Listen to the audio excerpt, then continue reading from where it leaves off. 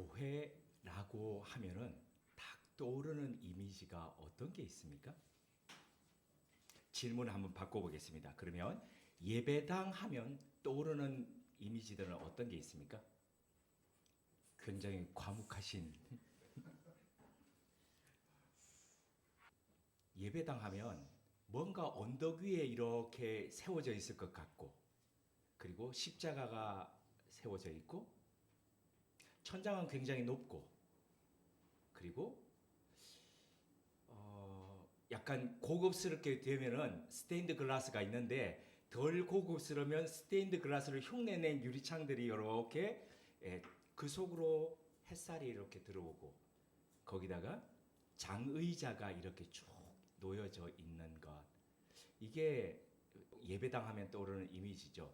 자, 그러면 다시 교회 하면 떠오르는 이미지는 어떤 겁니까? 자, 예배당을 말씀드렸으니까 아, 그렇지. 교회하고 예배당은 좀 다르지 생각하시면, 교회 그러면 떠오르는 이미지가 참 좀 더 생각해 봐야 될 것 같지요. 제게는 유년 시절부터 겪었던 그 경험에 의한 교회 이미지가 이렇게 남아 있습니다. 은은한 십자가 조명에 마룻바닥에 새벽에 이렇게 뭐가 그렇게 간절한지 새벽부터 이렇게 기도하시는, 무릎 꿇고 방석에서 기도하시는 모습들, 또 차가운 겨울에 밍크 담요라고 하는 거 있죠. 그 두꺼운 걸 이렇게 하고 그 예배당 앞에 그 강대상이라고 그러는 그 앞에 밑에서 막 그렇게 간절히 기도하시던 모습들, 그리고 한밤중에 금요일 같은 때에 산에 골짜기에 올라가 가지고 죄야 얼마나 막 저러면은 산짐승들 못 잘 건데, 그런데도 죄야 얼마나 그렇게 막 목 터지게 그렇게 기도하든지, 그런 기도의 모습들입니다. 둘째는 여름 성경학교, 흰 구름 뭉게뭉게 피는 하늘에 뭐 이러면서 여름 성경학교하고 부흥회하고 사경회하고 이러면서 열심히 성경 배우던 그런 모습들. 그리고 셋째는 제가 말씀드리면 좀 그게 뭐냐라고 웃으실 수도 있는데, 저는 교회 하면 떠오르는 게 국수입니다. 그래서 잔치국수를 그래서 별로 좋아하지는 않습니다. 비빔국수는 굉장히 좋아하는데, 심지어 군대 가서 첫 번째 휴가를 나오는데 반찬이 몇 가지가 더 생겼습니다. 이렇게 나를 생각해 주시는구나 어머니가. 근데 몇 번을 딱 나오니까 어머니 이러시더라고요. 야야, 교회 국수 먹고 가라. 그래서 그 국수는 하여튼 여러 가지 감정이 교회 국수 안에 들어 있습니다. 자, 제가 경험했던 교회의 이미지이지만, 실은 이것은 지금까지 막 수많은 교회들이 추구해 왔던 주요 요소들이 들어 있습니다. 그는 기도가 들어 있고, 말씀이 들어 있고, 그리고 교제가 여기에 들어 있습니다. 차가운 겨울녘에도 교우들을 국수를 먹이시기 위해서 새벽기도 나오고 난 뒤에 장화를 신고, 그리고 그 차가운 그릇을 솥을 씻어가지고 물을 안 치고 하던 그 모습들이 잊혀지지가 않습니다. 누군가를 먹이기 위해서 그렇게 애쓰시던 그런 모습들 말입니다. 수고하던 모습들.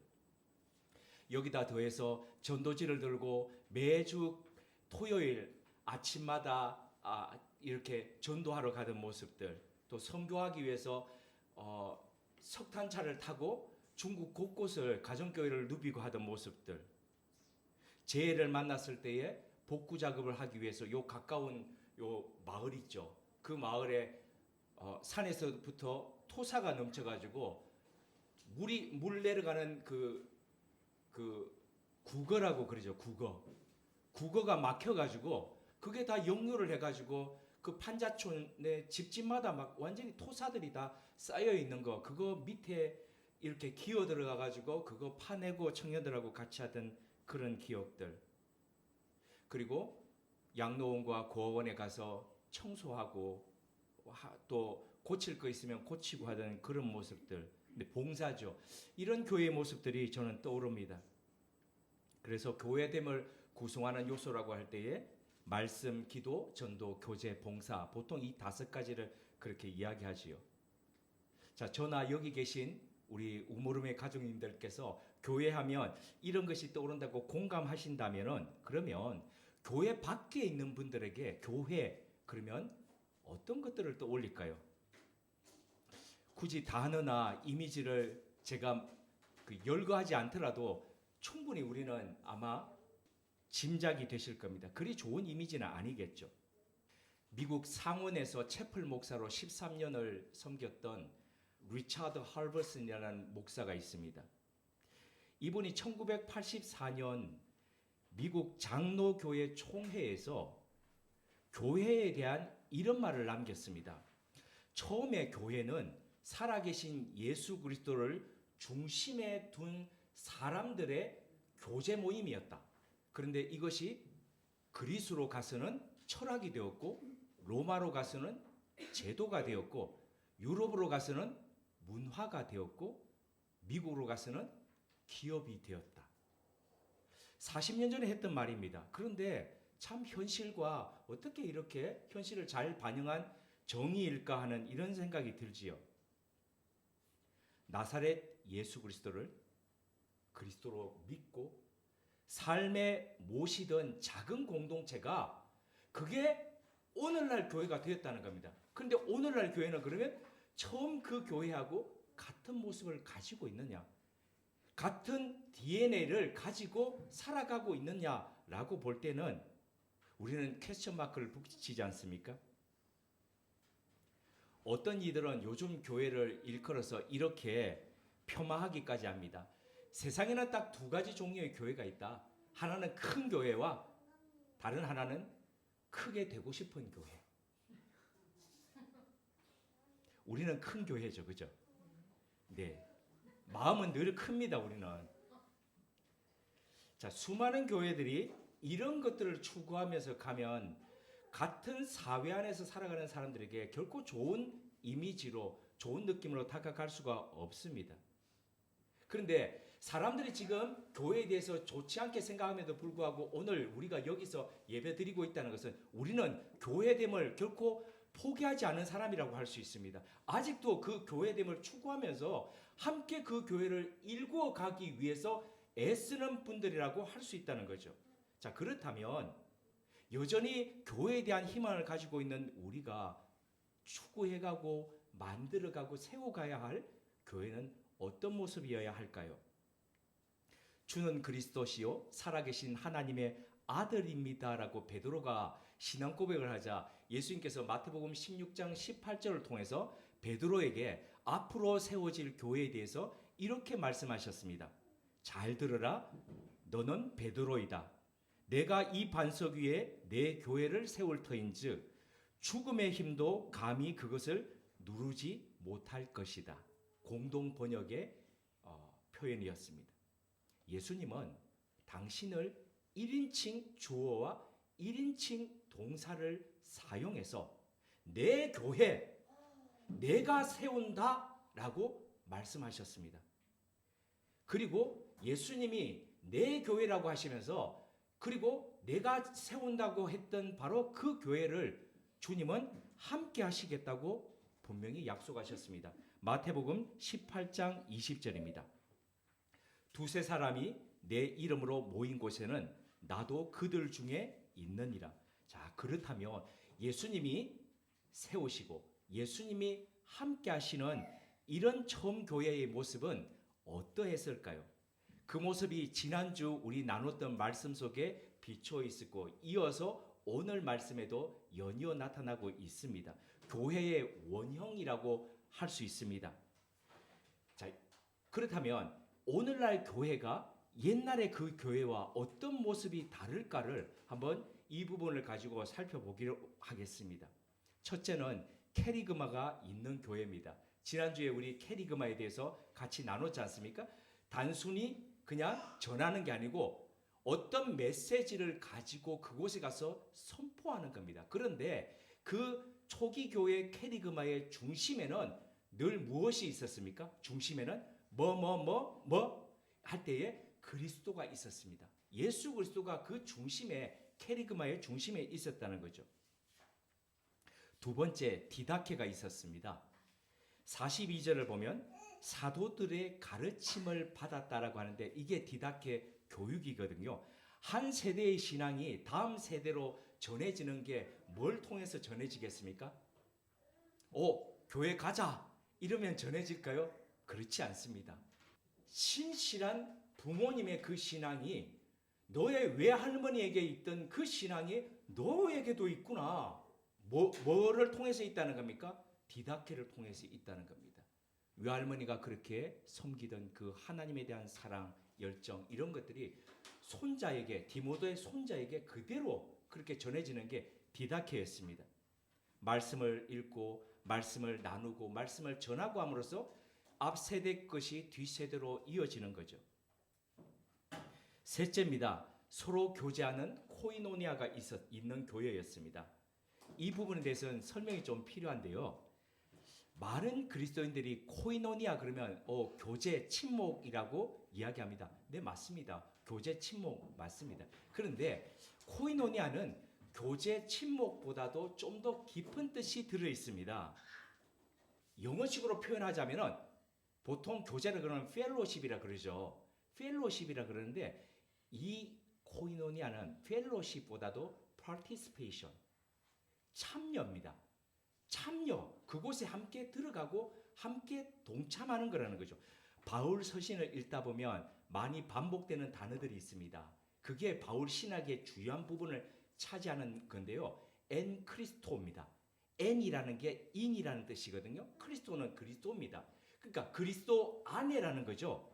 그 그리스도 안에 참여하는 것, 이게 뭐냐? 코이노니아라는 겁니다. 그래서 교회라는 게 뭐냐면은 그리스도 안에서 그리스도의 참여해서 있는 그 사람들이 함께 모여진 것, 이게 바로 교회라는 거죠. 고린도전서 1장 9절이 이렇게 설명합니다. 하느님은 진실하십니다. 그분은 여러분을 부르셔서 당신의 아들 우리 주 예수 그리스도와 친교를 맺게 해주셨습니다. 공동번역 성경인데요.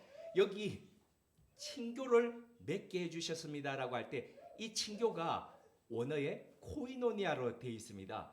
그러니까 좀 더 그러니까 이 코이노니아를 좀 더 의미를 살려서 얘기한다면 우리 주 예수 그리스도와 친교를 맺게 해주셨습니다가 아니고 그 안에 그리스도와 함께 참여해서 연합하게 해주셨습니다. 이런 것이 더 의미에 다가온다는 거죠. 그래서 코이노니아라는 것은 한 사람 한 사람이 그리스도 안에 연합되어 가지고 그런 사람들이 함께 그리스도의 일에 그리스도의 삶에 같이 가는 것, 이게 바로 코이노니아, 그런 사람의 연합이 교회라는 겁니다. 넷째, 예배, 서비스입니다. 그런 서비스가 교회, 예배가 있는 교회입니다. 초기 교회 그리스도인들이 모이면 예배는 어떻게 드렸을까요? 우리 왜 보통 예배 전에 이렇게 우리는 하지 않는데 많은 교회에서 이렇게 하죠. 하나님은 영이시니 예배하는 자는 신령과 진정으로 예배할지니라. 왜 종을 땡 치면서 그렇게 하지 않습니까? 그런데 거기에 실은 예배라고 하는 게 예배라기보다는 그 신약 성경 안에 쓰여졌던 단어로 표현하면 기도에 훨씬 더 가깝습니다. 그래서 실은 예배는 그냥 우리가 하나님 앞에 경배하는 건데, 그런데 하나님 앞에 경배하지만 많은 시간이, 우리가 드리는 많은 예배의 시간이 뭐가 들어있습니까? 말씀을 듣는 시간이 들어있지 않습니까? 그러니까 하나님 앞에 우리가 찬양으로 기도로 경배하는 그 시간과 더불어서 하나님이 말씀하시는 시간, 그래서 예배를 예배라고 표현하기보다는 실은 하나님은 말씀하시고 우리는 기도와 찬양으로 하나님께 말씀드리는 것, 이것이 합쳐진 것, 이게 바로 정말 본래의 서비스 예배라고 할 수 있다는 거죠. 초기 교회 분들은 이렇게 예배를 드렸는데, 그런데 오늘날의 예배 형태와 보면 좀 다릅니다. 어떻게 다르냐면 먼저 그분들이 모이면 성찬이 있었습니다. 모일 때마다 성찬했습니다. 두 번째는요, 애찬을 했습니다. 성찬과 애찬이 뭐가 다를까요? 성찬은 빵을 떼고 포도주를 나누는 거고, 애찬은요, 우리 예배 마치고 김밥 같이 나누듯이 그렇게 먹는 겁니다. 요 두 가지가 매번마다 있었습니다. 그리고 하나님의 말씀을 듣고 그 하나님을 찬양하고 그리고 함께 기도하는 것, 이런 것들이 같이 있었다는 거죠. 그런데 오늘날 교회는 성찬식은 연례 행사가 되어 있습니다. 많이 있다 보니까 매번마다 건물이 나눠져 있고 막 이러다 보니까 성찬식 하기가 힘든 거죠. 그리고 애찬식은요, 한 동기 목사에게 이런 얘기를 들었습니다. 코로나 지나고 나니까 교우들이 너무 편해하더라는 겁니다. 왜냐하면 아침 일찍 와서 밥 안 해도 되니까, 국 안 끓여도 되니까, 반찬 안 해도 되니까. 그래서 코로나 끝났는데도 우리 식사해야 되지 않습니까? 그러니까 하시는 말씀이 좋은데 그냥 하시오, 이렇게. 그래서 교회에서 밥을 안 한다고 그런 얘기를 들었습니다. 예배는 드린다라고 하기도 하고, 어떤 사람은 예배를 본다라고 하기도 하고, 또 어떤 사람은 예배를 때운다라고 하기도 합니다. 네, 우리는 어떤 동사를 가지고 이 예배를 하고 있는지, 한번 어떤 모습으로 예배를 하나님 앞에 함께 하고 있는지를 한번 생각해 보게 됩니다. 다섯 번째입니다. 봉사와 섬김이 있는 교회였습니다. 본문 43절의 시작은 이렇게 말씀합니다. 그들이 사도의 가르침을 받아 서로 교제하고 떡을 떼며 오로지 기도하기를 힘쓰니라. 그런데 왜 이 사람들이 사도의 가르침을 받아서 서로 교제하고 떡을 떼면서 오로지 기도하기를 힘썼습니까? 왜 그랬습니까? 앞선 42절, 요게 이제 42절인데, 하나님의 성령님의 역사가 그들 가운데 나타나니까 이제 그런 거죠.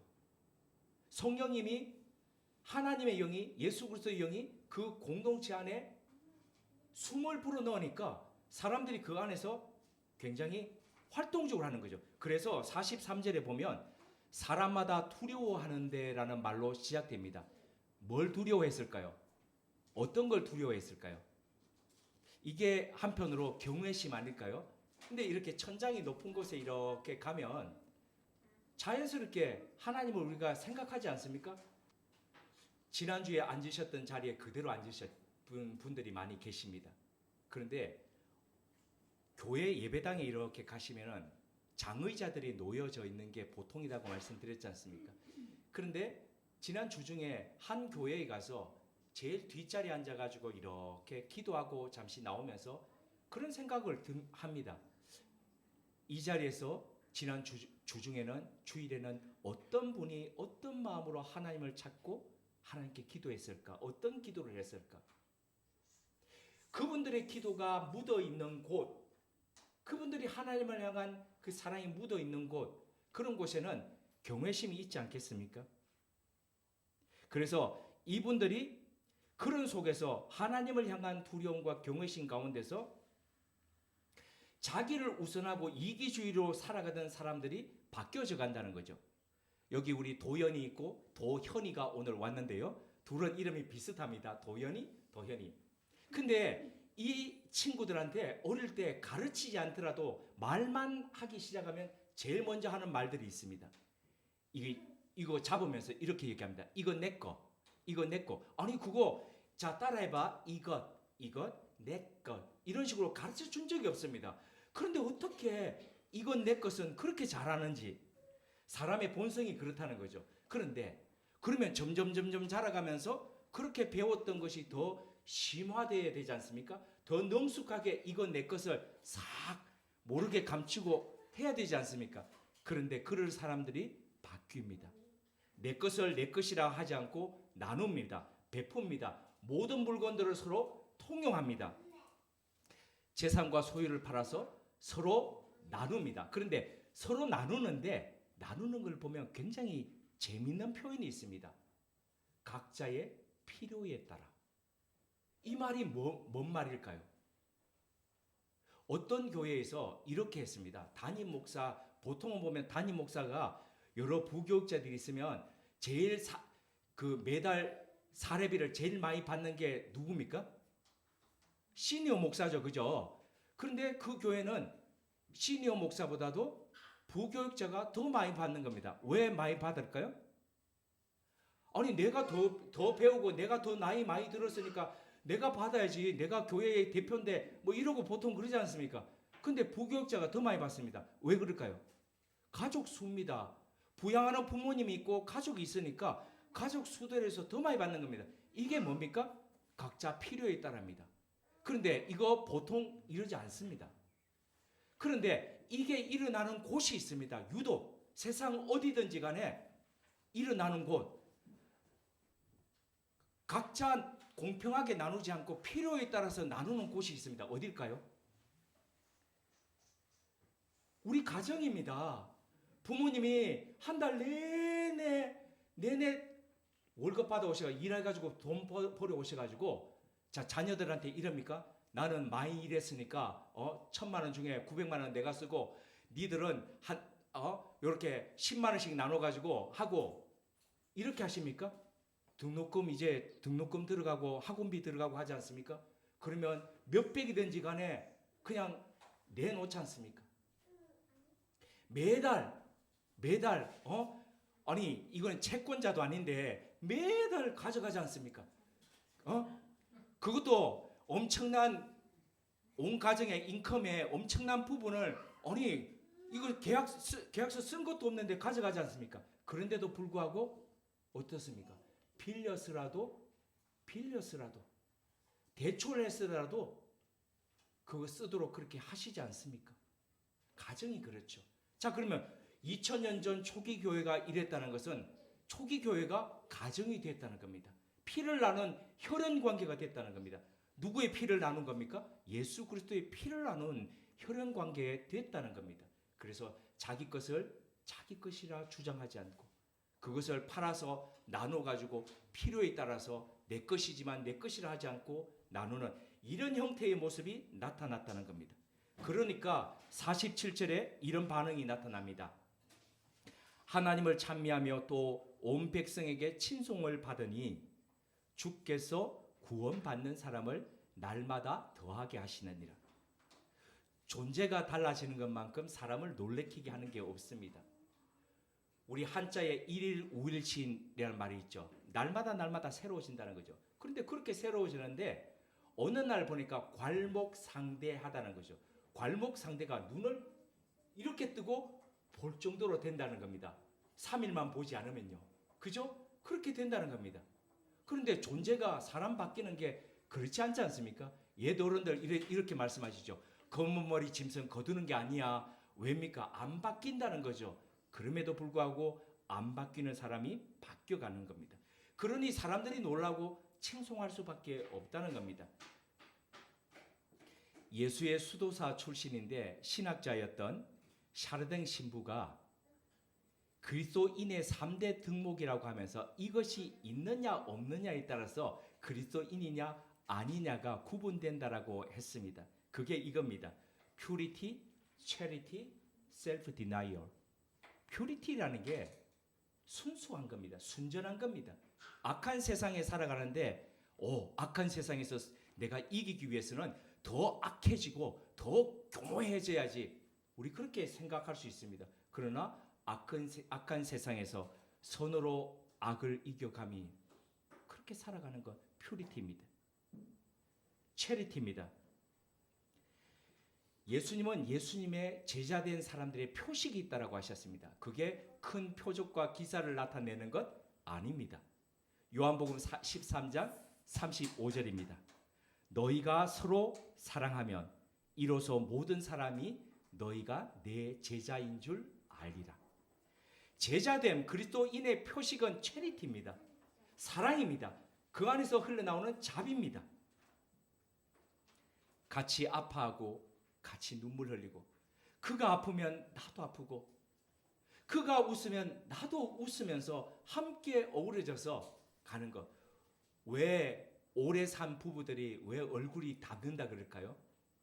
처음에 몰랐습니다. 그런데 보니까 그럴만합니다. 매일 같은 근육을 움직이기 때문입니다. 웃을 때 이 근육 움직이고 울 때 이 근육 움직이면서 같이 매번마다 그 근육을 움직여 가니까 닮아가는 거지요. 체리티가 그런 겁니다. 마지막으로 샤르행 신부는 셀프 디나이얼이라고 이야기를 했죠. 자기 부정 또는 자기 부인이라고 할 수 있습니다. 세상에 수많은 종교가 있지만은 딱 두 가지로 나눌 수 있다고 그랬죠. 하나는 고등 종교, 하나는 하등 종교. 근데 그 나누는 게 경계선에 있는 게 바로 셀프 디나이얼입니다. 자기 부정. 이걸 쉬운 말로 표현하면 이런 겁니다.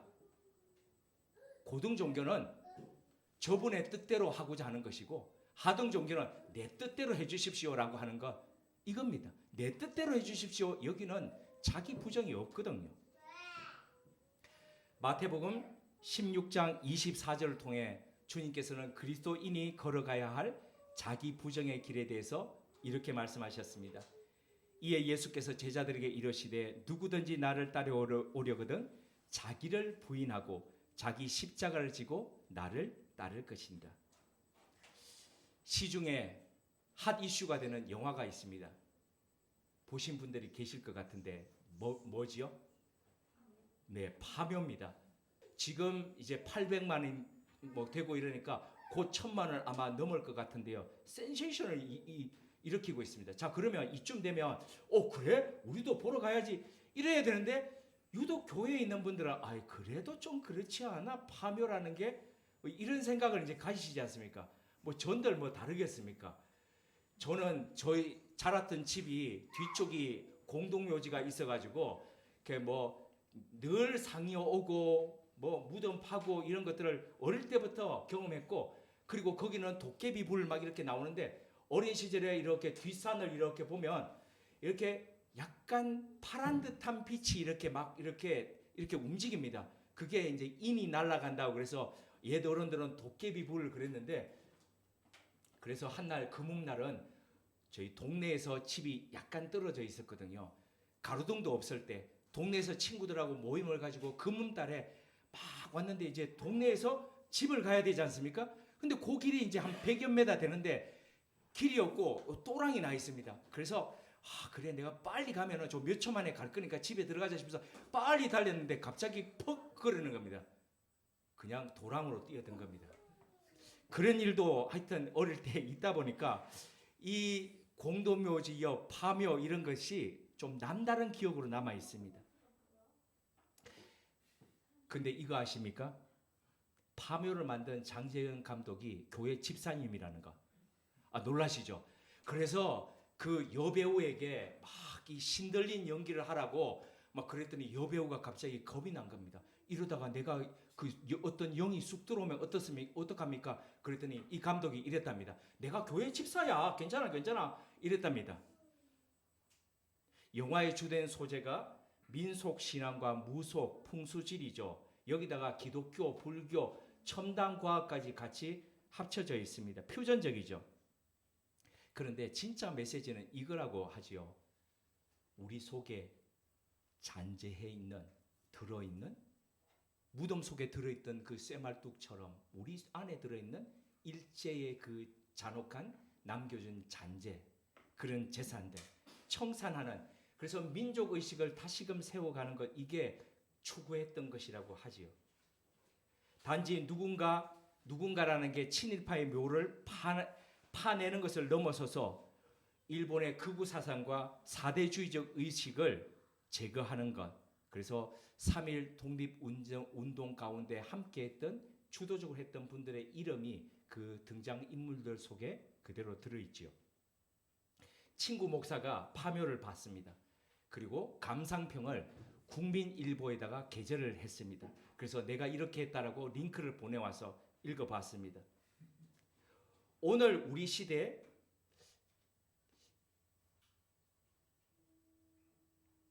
교회 안에 파내야 할 게 뭐가 있을까를 이 감상문을 읽으면서 생각을 해보았습니다.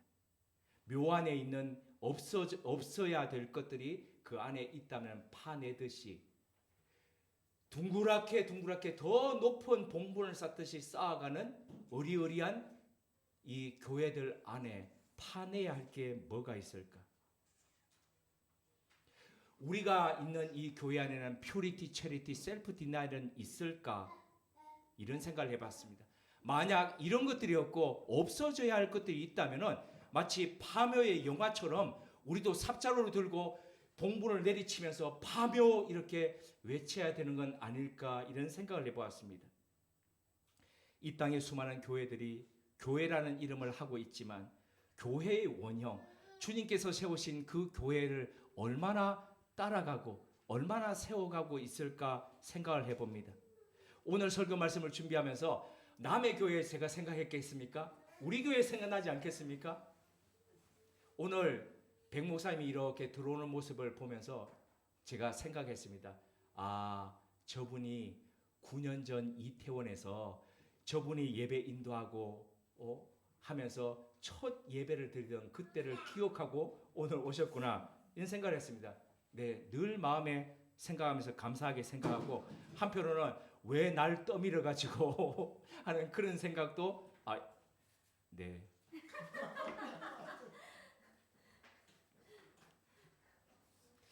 그때 나눴던 말씀이 삼들 교회입니다. 삼들 교회. 삼들 교회는 세 가지가 덜 있는 교회라는 뜻입니다. 첫 번째가 덜 멋진 교회였죠. 요즘 교회는 그렇게 시작하면 안 돼라고 저한테 그랬거든요.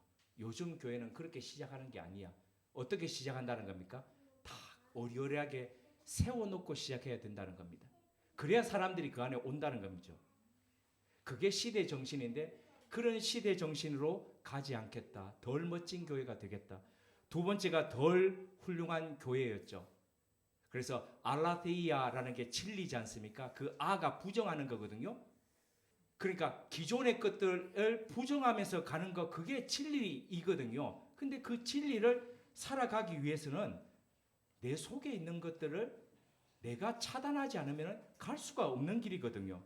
그래서 우모른 교회는 스스로 훌륭하게 보이지 않고 덜 훌륭하게 가겠다 이런 말씀을 드렸고, 그리고 세 번째 덜 가진 교회가 되겠다고 말씀드렸습니다. 자본주의 사회에서는 잉여를 만들어내는 게 중요합니다. 그리고 그 잉여를 가지고 더 투자해서 더 많은 것들을 축적해 가는 것이 자본주의 정신입니다. 그런데 그게 미덕이고 승자이지만 우리는 어리석어 보이지만 자기를 위해서 축적하지 않고 외부를 향해서 덜 가진 교회가 되겠다.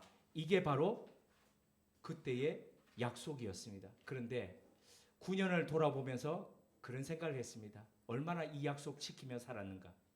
얼마나 이렇게 덜 가지기 위해서, 덜 훌륭하기 위해서, 덜 하기 위해서 그렇게 애쓰면서 갔는가? 이런 질문들을 던져보았습니다. 주님이 세우시고 주님이 함께 하시는 교회로 존재하기 위해서 교회의 일원인 우리들은 어떻게 앞으로 이 교회 안에서 교회됨의 희망을 품으면서 그렇게 갈 수 있을까요? 교회의 9살 생일을 앞두고 이런 질문을 던져봅니다. 우리는 세상의 기쁨과 이웃들의 희망이 되고 있는가? 주님의 기쁨으로 존재하고 있는가? 함께 기도드리겠습니다. 주님, 9살 맞이하는 우모름 교회는 주님이 세우신 초기 교회에 비춰볼 때 무엇을 잃어버리고 있는지를 돌아보았습니다. 우모름 교회가 어떤 교회여야 할지, 어떤 모습으로 세상 속에 존재해야 할지를 다시 새겨봅니다.